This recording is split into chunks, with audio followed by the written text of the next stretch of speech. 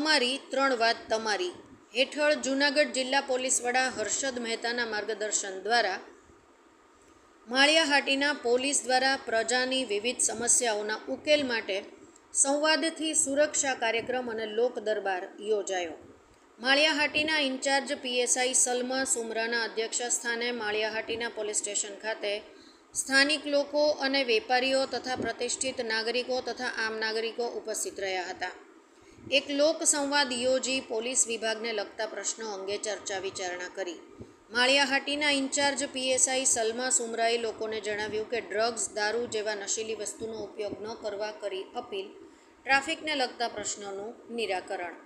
માળિયાહાટીના ગામનો કોઈ પ્રશ્ન હોય તો પોલીસને જાણ કરવા કરી અપીલ।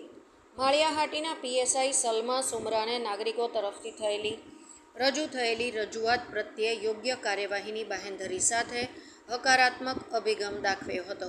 સાથે પોલીસ વિભાગ તરફથી પણ નાગરિકોને કાયદો વ્યવસ્થાની જાળવણીમાં સહયોગ આપવાના સહિતના મુદ્દે અનુરોધ કરાયો હતો।